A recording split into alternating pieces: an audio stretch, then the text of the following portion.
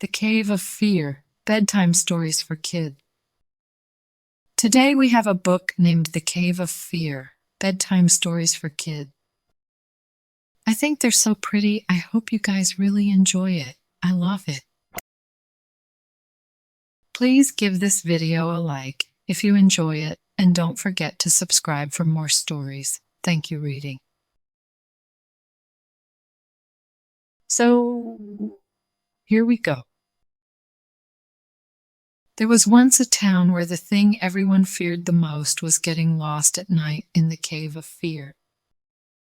No one had ever returned from there, and whenever anyone got lost and ended up there, the last that was heard was a great cry of terror, followed by a few enormous guffaws. The townsfolk lived in terror that one day the monster would leave the cave. So they regularly left gifts and food at the mouth of the cave, and these always soon disappeared. One day, a young man came to town, and, as he heard about the situation with the cave, he thought that it was unfair.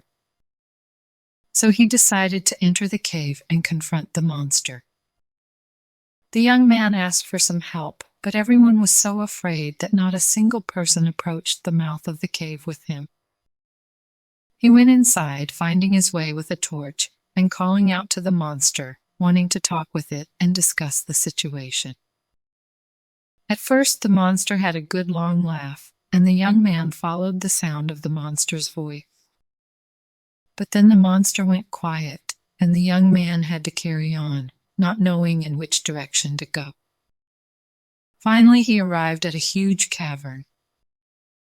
At the bottom of the cavern, he thought he could make out the figure of the monster, and as he approached it, he felt that something hit him hard on his back. This pushed him forward towards a hole in the rock. He couldn't avoid it and fell through. Believing that he was about to die, he let out one last cry.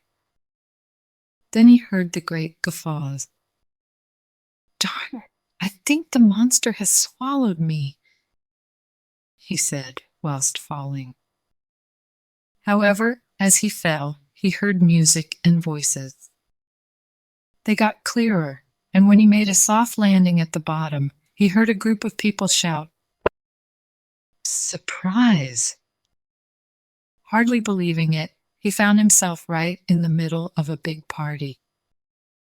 The partygoers were all those people who had never returned to the town.